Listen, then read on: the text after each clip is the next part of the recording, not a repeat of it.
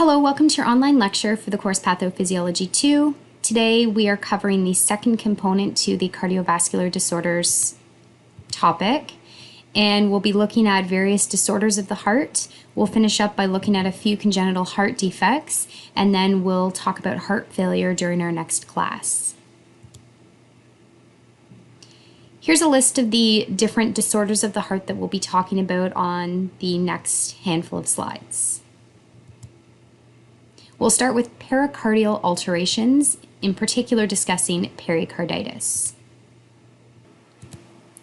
You might recall that there are three layers to the heart. We have the pericardium. So cardium refers to heart and peri is around. So this is the layer that surrounds the heart, the pericardium. Then we have the myocardium, which is the muscular layer, and you can see how thick it is. And of course, in certain chambers of the heart, it's going to be thicker in order to pump blood to, for example, the rest of the body. And the endocardium is that inner layer that actually comes into contact with the blood that's in the heart. The endocardium is also related to the valves, so there's a continuous nature between the endocardial layer of the inner part of the heart and the valves within it. The pericardium itself, you can see here, consists of this entire layer, and it can be broken up into this tougher outer fibrous layer, the fibrous pericardium. Then moving more inward, we can see the other major component is the serous pericardium, which has both a parietal and a visceral layer. The parietal layer runs here, but the visceral layer actually comes into contact with the heart organ itself. Remember, viscera refers to organ. And then the other name that you'll hear the visceral layer of the serous pericardium called is the epicardium. So epicardium through here, and then endocardium through here.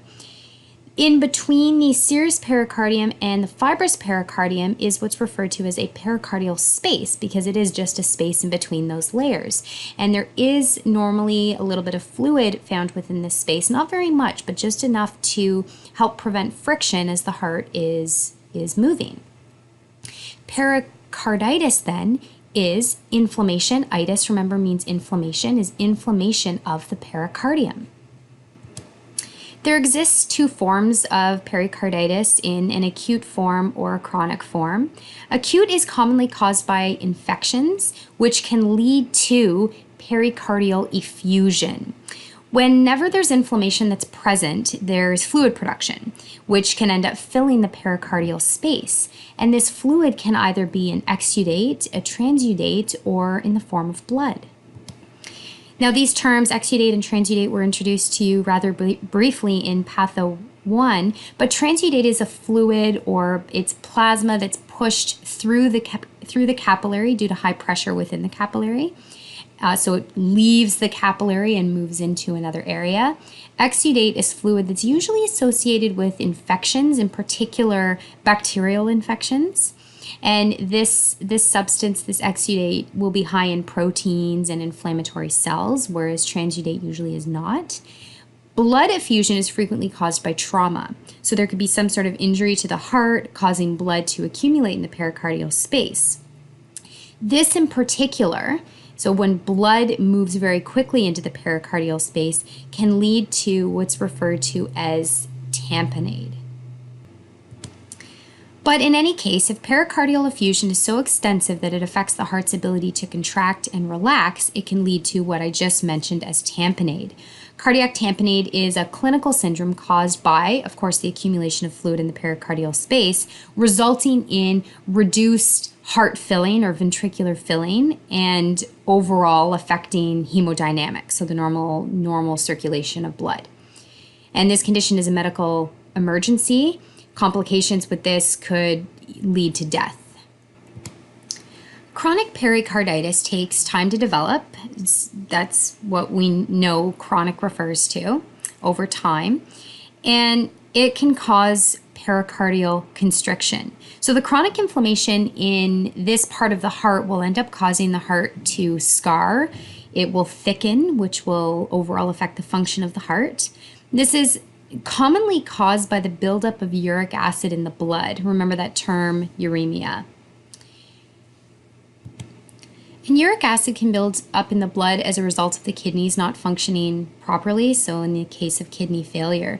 And what ends up happening is when the kidneys fail, waste products are not filtered properly by the kidneys because they're failing to do their job, and then it can end up leading to inflammation in the heart, among other issues. So if somebody presents with pericarditis, then it would be important to learn if their kidney's not functioning properly to see if that is the reason that they're suffering from chronic pericarditis.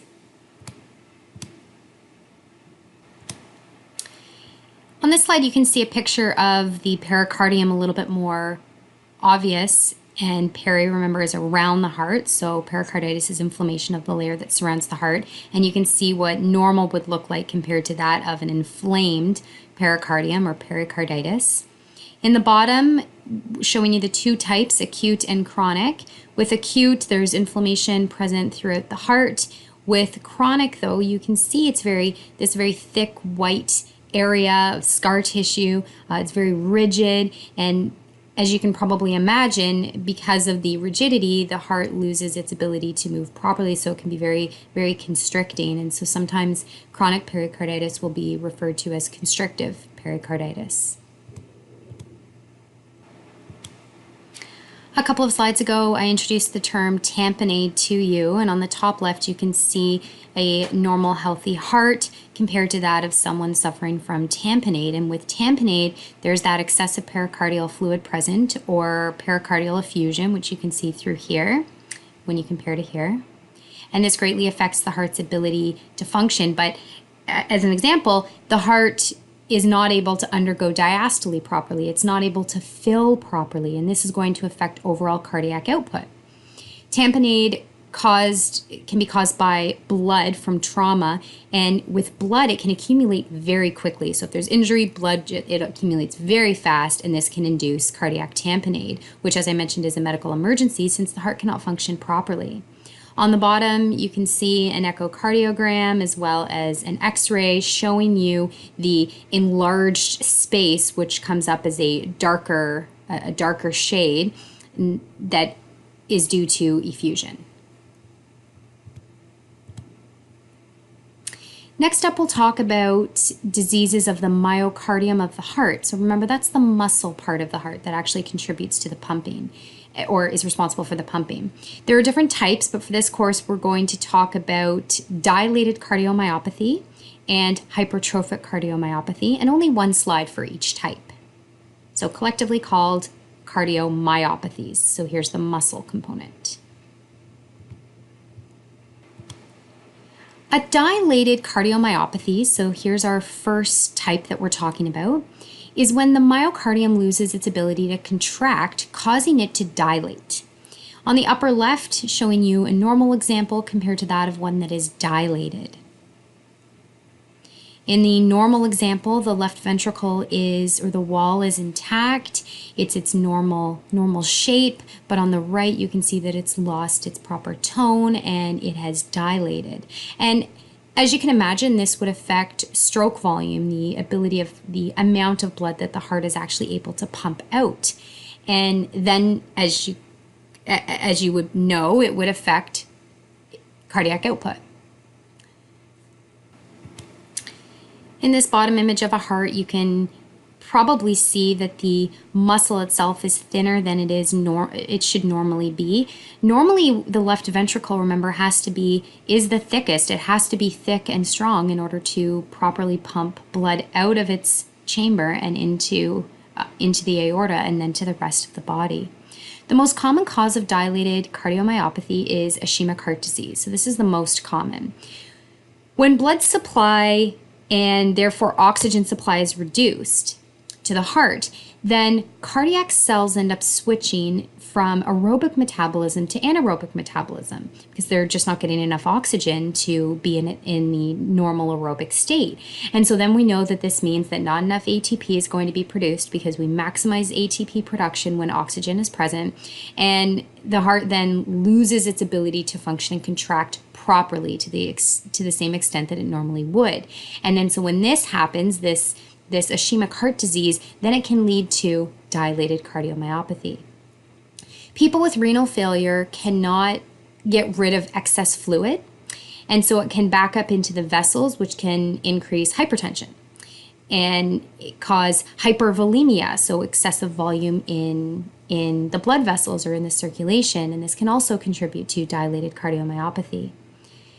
The next cause is viral myocarditis. So remember, myo muscle, cardio referring to the heart, and itis is inflammation.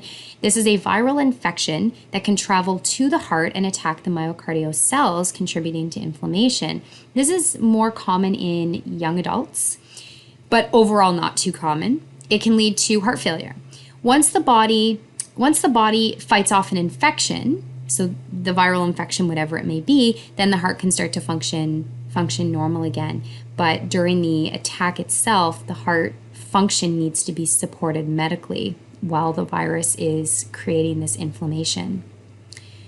The last example has to do with parasites, more relevant for people overseas in terms of people that are affected, but also in terms of those who might see it clinically. So if there's a parasite infection, the example here is Chagas disease. This can cause myocarditis, and then it can lead to dilated cardiomyopathy quite quickly. Here's our second example of cardiomyopathies, which is hypertrophic cardiomyopathy. So we just finished talking about dilated cardiomyopathy. The wall of the left ventricle is very thick normally, as I've already mentioned to you. And it can become even thicker then when we have hypertrophic cardiomyopathy. So remember hypertrophy. Hypertrophy means that cells increase in their size and the contents within the cell due to having to work harder. So we would remember that that's a type of cellular adaptation. So if enough cells undergo hypertrophy, then the entire organ can hypertrophy as well and increase in size. So if we have somebody with, for example, arterial hypertension, the heart has to work so much harder to push blood through blood vessels that it enlarges in size to adapt to that. And so arterial hypertension is the most common cause of hypertrophic cardiomyopathy. Now looking at the images here, you can see how incredibly thick this muscle is. Now at the top you can compare normal to that of abnormal, but you can really see the thickness through here and how the chamber itself has been narrowed. And this is probably about double the size of what it should normally be. So the mass of the heart is also increased. And important to note, so is the demand of oxygen. So now we have an enlarged heart that's going to need even more oxygen than it did before, which can in itself lead to problems. And another cause of hypertrophic cardiomyopathy is aortic stenosis, which we'll talk about later. Now we'll talk about valvular dysfunctions, and there are two types. There's stenosis, and I just mentioned the term aortic stenosis on the last slide, and insufficiency, valvular insufficiency. So I'd like you to pretend for a moment that this is a normal heart, and I'll remind you as to how blood moves through the different chambers and what the valves are called. So as deoxygenated blood returns to the heart and enters into the right atrium, it will then pass through the tricuspid valve, which is an atrioventricular valve, into the right ventricle, at which time blood will move from the right ventricle through the pulmonary valve or the semilunar pulmonary valve into the pulmonary arteries, where it will travel to the lungs and be oxygenated. Once it's oxygenated, it returns to the heart through our pulmonary veins into the left side of the heart, so the left atrium. Then it will move through the mitral valve, which is also called the bicuspid valve, and the atrioventricular valve into our left ventricle. From the left ventricle, and you can see the thicker muscle here of the left ventricle compared to that of the right ventricle as well as the atria. Once it's in the left ventricle, then it will move through the aortic valve, which is a semilunar valve as well, into the aorta where blood will be pumped to the rest of the body. So these valves have to be functioning properly in order for blood to move in its one-way direction. Otherwise, if these valves are not either allowing blood to move through properly or causing blood to flow backward, then the heart is not able to pump blood in an efficient manner.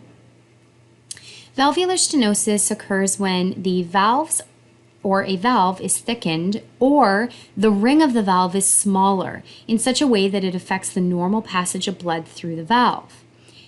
So let's look at normal here. Here's a normal valve open, allowing blood to move through. Here's a normal valve closed, preventing the backflow of blood. So in any case, in a normal open valve, blood can entirely move through that valve into the next chamber or wherever it's going. And then when it closes, it prevents the backflow.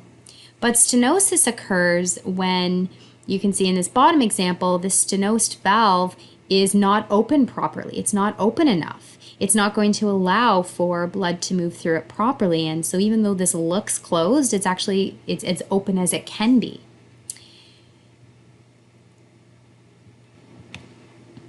In this case of a closed valve, it's not entirely closed. So in both cases, there's an orifice present, but it's smaller than it should be. So with this closed valve, it's going to allow for regurgitation, which is when blood is moving in a backward direction. So we'll look at an example here with this stenosed mitral valve. So the mitral valve, remember, allows for the passage of blood from the left atrium into the left ventricle, and that's going to happen during ventricular diastole, so that's during the filling phase of the heart. So blood should be able to move through at a steady rate in order to fill the left ventricle during the cardiac cycle. So if this valve is stenosed, so in this example here, it's not open as much as it should be, so blood has a lot harder of a time getting into the left ventricle, and it won't fill correctly because of that.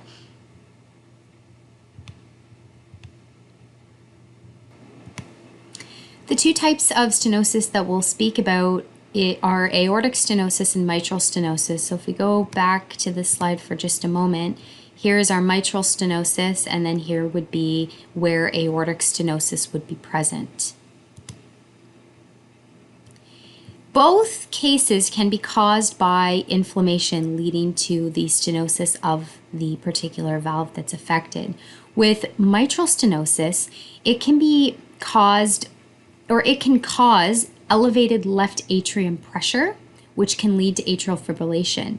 So once again, I'll go back to this slide so that you can see this. So remember what I just said, that the mitral valve, if it's stenotic, can cause elevated left atrium pressure. So you can see that in this image here. If blood can't get through properly, then pressure is going to build up within the atrium. And it can end up causing atrial fibrillation, which we'll talk about today as well, which, to give you just introduction on that topic, is that the heart's rhythm, the atrial rhythm, is affected in terms of how it's contracting and relaxing. The other important point to make about mitral stenosis is that it can lead to pulmonary congestion, and it can lead to pulmonary congestion because the blood can back up into the lungs. So once again on this slide, pressure builds up here, can lead to atrial fibrillation as mentioned. Then the blood has to go somewhere. So if it can't get through this direction, it'll take the path of least resistance and it will travel back out those pulmonary veins to the lungs, where it can cause congestion at the level of the lungs. Now on the left here, with aortic stenosis of the aortic valve, remember that with the aortic valve, this is where blood will leave the heart during ventricular systole. So that's the phase where the ventricle actually contracts to push blood through the aortic valve and then out the aorta to the rest of the body. Because of the location of the aortic valve, it can lead to a different problem than with the mitral valve, which makes sense. And blood cannot properly leave the heart, so the left ventricle has to work so much harder just to pump blood out. So although we don't have a specific example here of aortic stenosis, if blood can't move properly through this valve, this heart has to work so much harder to push it out, and as a result, it can suffer from left ventricular hypertrophy. So it gets larger to do the work. Next up, we'll talk about valvular insufficiency. So we first talked about stenosis with valves. Now we'll look at insufficiencies. You'll sometimes hear other synonyms such as valvular incompetency and valvular regurgitation. So we know that valves need to open to allow for the passage of blood, and then they need to close behind the blood to prevent the backflow. And so this is consistently happening. And an insufficient valve then won't close completely and can cause blood to leak backwards. And it can leak backwards instead of remaining in the correct chamber and moving forward. So if we look at some of these images, which give us a nice visual, you can see that the aortic valve here is closed properly. So once that left ventricle pumped blood through the aortic valve into the aorta, it closed behind. That's going to allow for let's say three important purposes. One, the left ventricle is going to be rid of the blood. Two, the blood's going to move to the rest of the body. And three, if you remember how the coronary artery supply works, the heart itself is now going to be able to get its own supply from those coronary arteries that extend off of the bottom part of the aorta, and they only get their supply once this aortic valve closes properly. So that is an efficient system. But in the case of leakage of valves, you can see here that the aortic valve didn't close properly, and now we're getting the backflow of blood into the left ventricle. You can also see that in this example here where the mitral valve did not close properly, and so once blood moved from the left atrium into the left ventricle, then instead of moving just in this forward direction, it backflows into the left atrium. This can also be evident on echocardiograms. And at the bottom here, just another image showing you a leaky valve. And the backflow of blood you'll oftentimes hear referred to as regurgitation.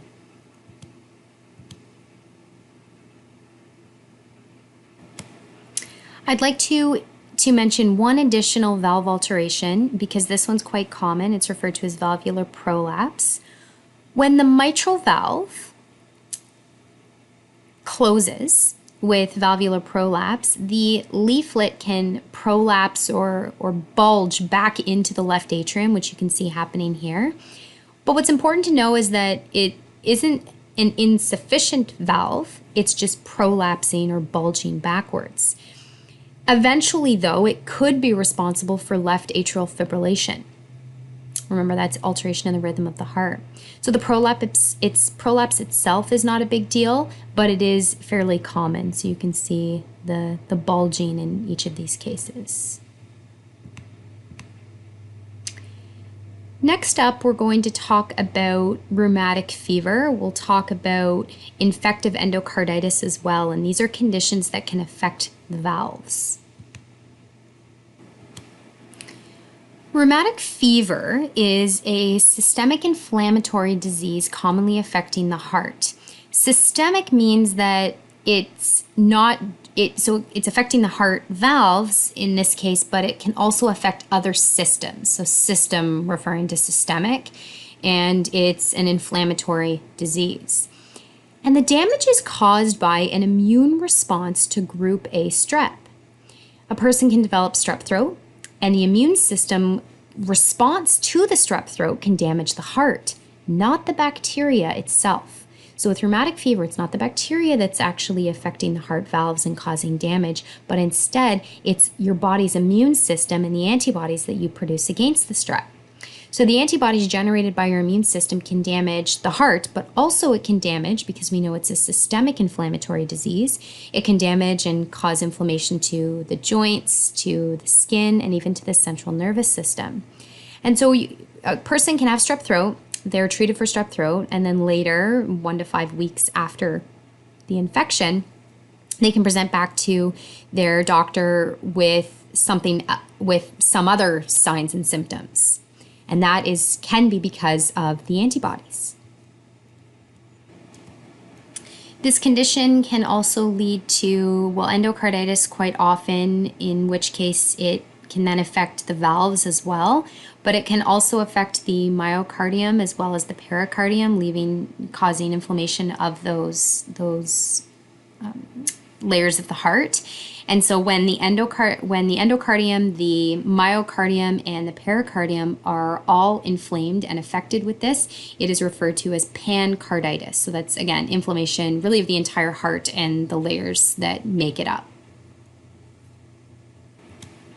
So the rheumatic fever can happen initially, and if it ends up causing long-term damage to the heart and its valves, then it is referred to as rheumatic heart disease.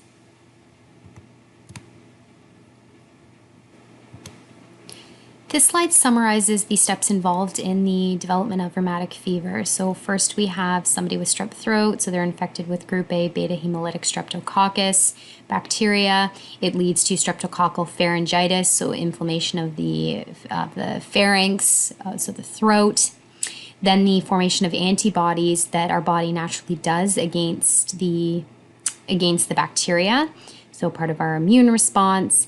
So really what our body is doing is producing antibodies against the streptococcal antigens. Then the antibodies can actually bind to the heart antigens. So you might ask why? Well, it's really the body attacking itself. Some of the heart antigens can mimic the antigens of the bacteria, and this concept is called molecular mimicry. And the body is really attacking itself because it doesn't know any better. And then remember on the previous slide, we talked about how pancarditis can occur, endocarditis certainly, and also affecting the valves with rheumatic, if somebody ends up with rheumatic heart disease, and the pericardium can be affected as well as the myocardium.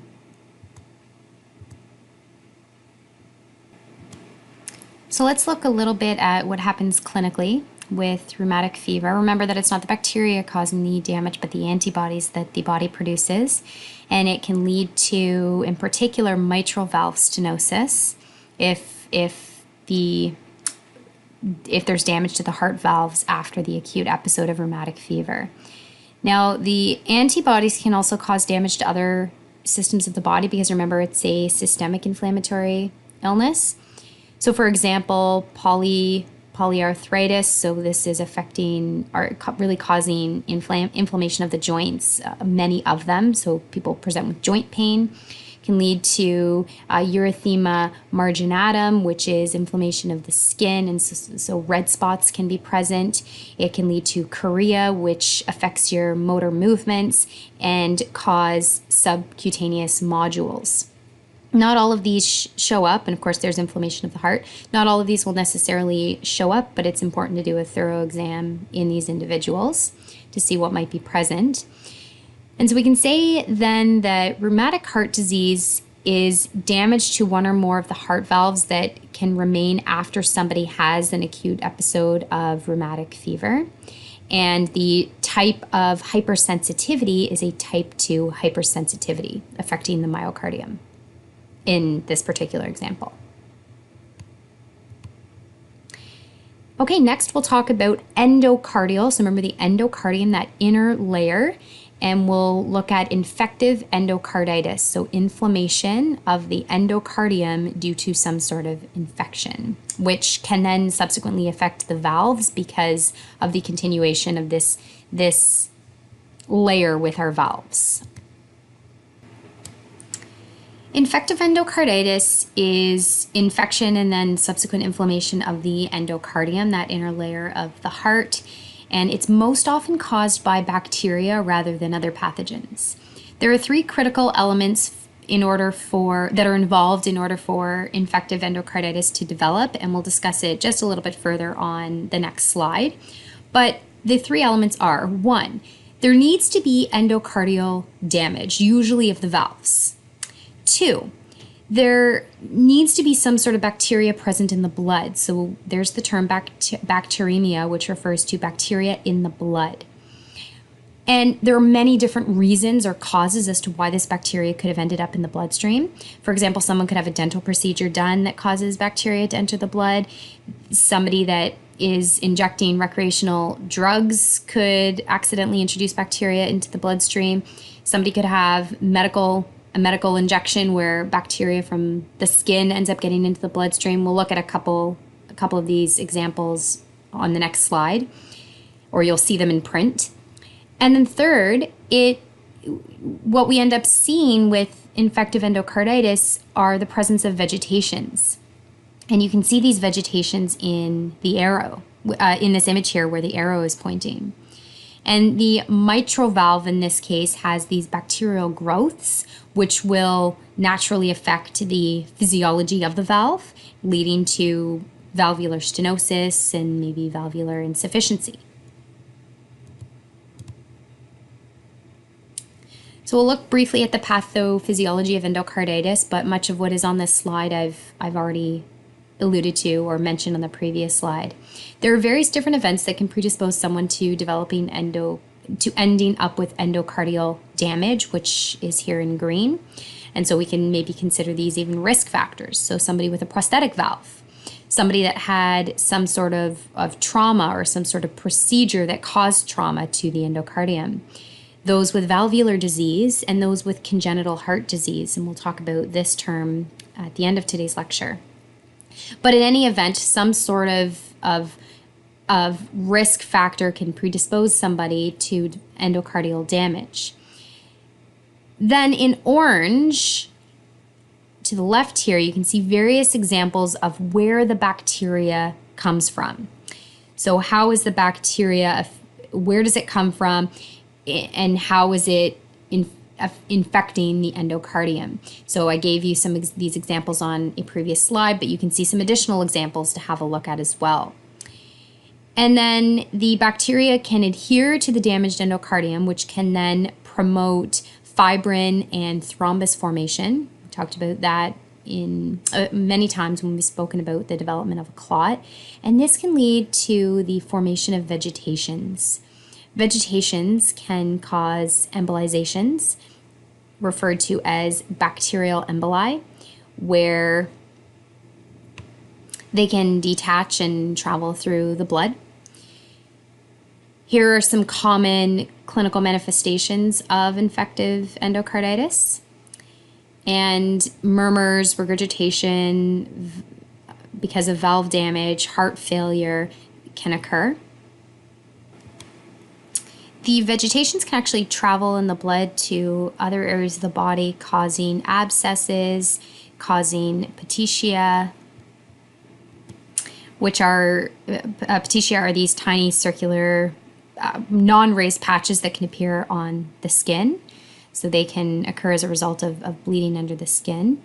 And splinter hemorrhages are tiny blood clots that tend to run vertically, looking like a splinter underneath the nails. Osler nodes are these painful red raised lesions that are found on the hands and the feet, and they're caused by the vegetations depositing themselves in areas of the body, such as the hands and the feet, as just mentioned. And finally, Janeway lesions, which are non-tender, small lesions that are present on the palms and the soles, and they're usually only about a few millimeters in diameter, but they are another feature that are indicative of infective endocarditis. And you can look up, for interest, you can look up what these look like, in particular the splinter hemorrhages, the Osler nodes, and the Janeway lesions, because clinically it's important to have an understanding of how these lesions appear. And this is pretty easy to treat with antibiotics to get the bacteria out of the body. Next, we'll talk about alterations in cardiac rhythm. Alterations in cardiac rhythm can be sort of referred to collectively as dysrhythmias. Sometimes you'll also hear the word arrhythmias, and those are commonly used words interchangeably. And the problems with cardiac impulse alteration can have to do with the formation of the impulse or the conduction of the impulse. In reminding you about the normal conduction system of the heart, this is actually the exact image that was used in normal anatomy and physiology. We have the SA node, the sinoatrial node, the pacemaker of the heart that can generate its own action potentials that's found within the right atrium. When an action potential is generated, it will travel and spread and depolarize both of the atria. From there, the impulse will be collected at the atrioventricular node, and this node is found in the right atrium, but right in between the atrium and the right atrium and the right ventricle, so it gets the name AV or atrioventricular node, where the impulse will be collected here, sort of slowed down, giving the heart a chance to pump, or the atria to pump at the same time. Then the impulse will travel down the septum of the heart in between the right and left ventricle. So this is down the bundle of His, or also referred to as the AV bundle. And traveling down the AV bundle, it will then move to the right and left side of the heart into the ventricles, and it will innervate the ventricles via the Purkinje fibers or the subendocardial fibers, and that will allow for depolarization of the left and right ventricles.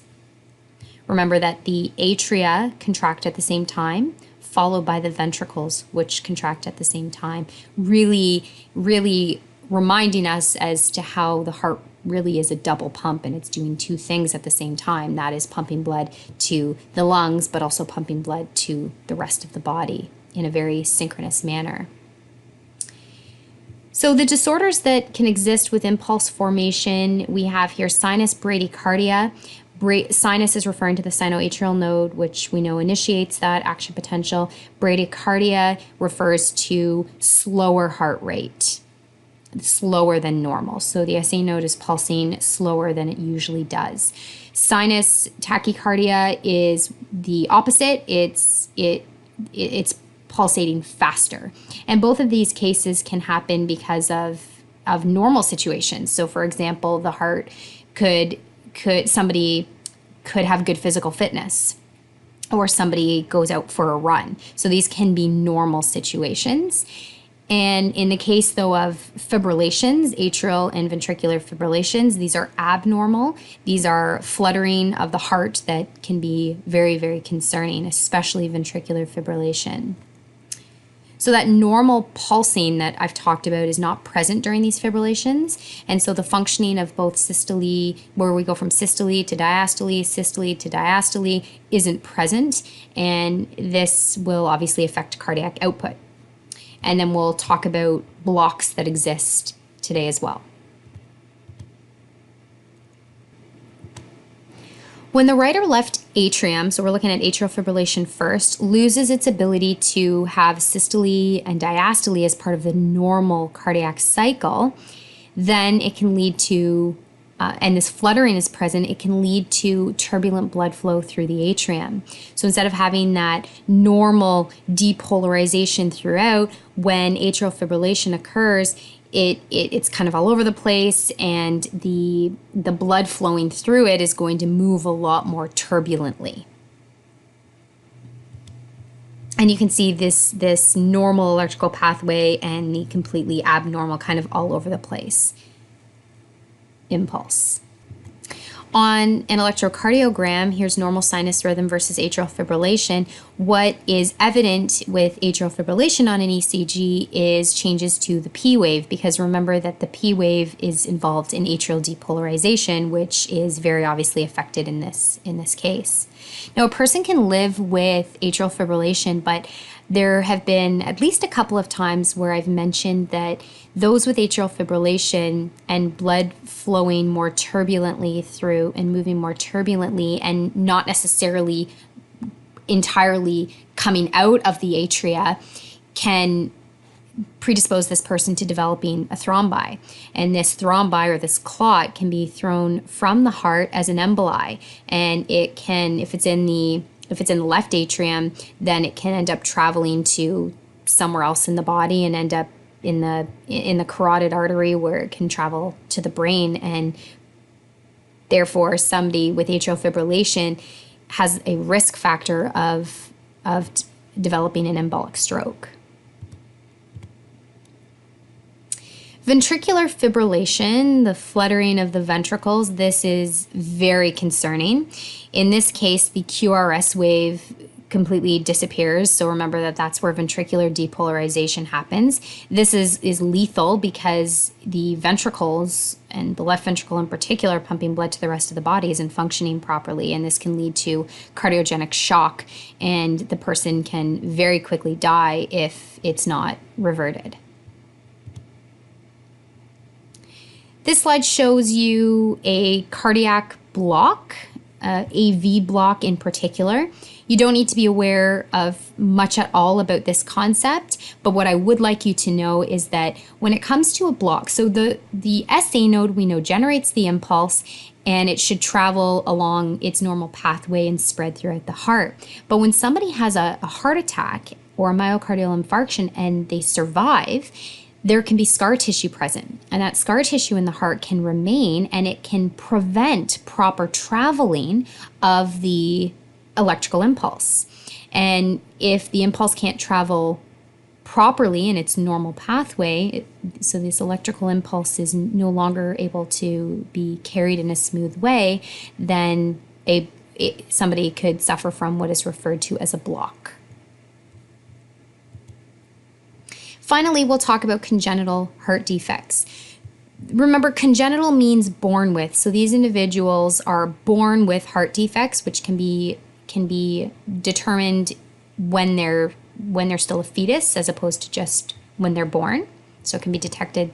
Congenital heart defects can be seen or evident on ultrasounds. The definition of congenital heart defects: anatomical, so structural, malformations of the heart and or the big vessels of the heart that are present at birth. It is a major cause of neonatal death, so after that of prematurity. And the actual cause of the heart defect is only known in about 10% of cases. Here you can see a list of common risk factors. So intrauterine, so within the uterus, an infection. We'll talk about that in a moment. Prematurity, so those that are born early, those with Down syndrome, when the mother was consuming alcohol throughout the pregnancy, a pregnancy that occurs at an older age, diabetes mellitus 2 of the mother, and living at high altitudes. And going back up to intrauterine infections, a good acronym, TORCH, which is toxoplasmosis. The R is for rubella, syphilis, cytomegalovirus, herpes, and HIV. These can cross the placenta if the mother's exposed and infect the baby.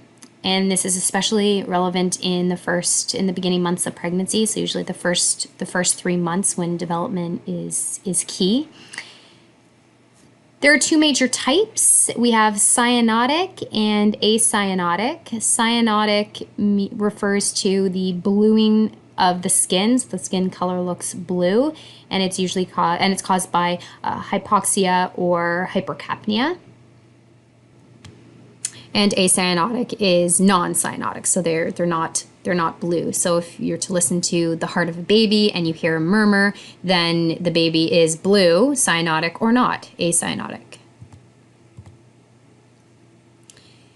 So the first one we'll look at is called patent ductus arteriosus, and this is a congenital heart defect. And this is, if you remember back to normal anatomy, the ductus arteriosus is a normal shortcut that exists between the aorta and the pulmonary artery while someone is a fetus. And this should close at birth, or at least within the first month of life. And it causes shunting. And so, because it's not closed, so it's this opening that you can see exists here, and instead of blood moving in the normal manner through the pulmonary arteries, through the aorta, it causes some of this oxygenated blood in the aorta to then mix with deoxygenated blood.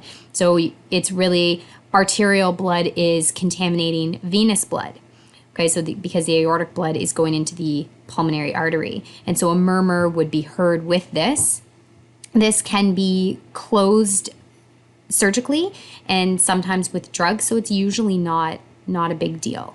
But the left to right shunting has to do with left-sided heart blood into right-sided heart blood.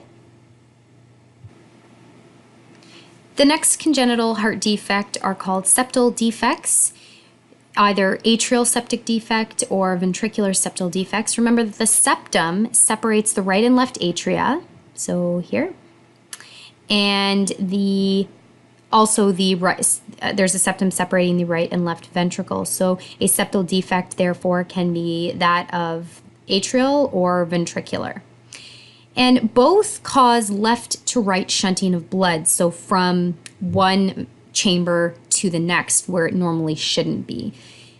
And this can be corrected as well, so it's also not really a big deal, but you can see that in the case of right to left shunting, because of greater pressure, the left atrium is going to be pushing more of this oxygenated blood into the right atrium, but you're still going to get mixing of deoxygenated blood with oxygenated blood. And you can see the ventricular septal defect here.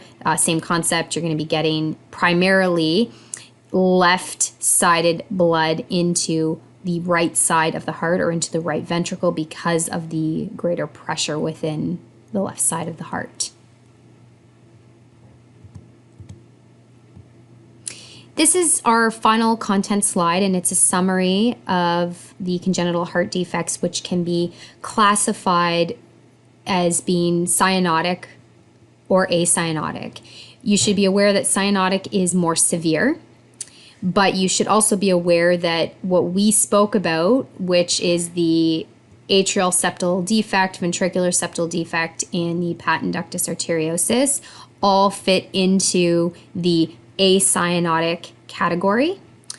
A child with a murmur, if a child has a murmur and is blue, then we know they have cyanotic congenital heart defect, which means they're suffering from hypoxia, hypercapnia, as mentioned on a previous slide, and this is much more concerning. This will affect the child's ability to thrive. That is the end of today's lecture. Thank you for listening. I hope you have a great day.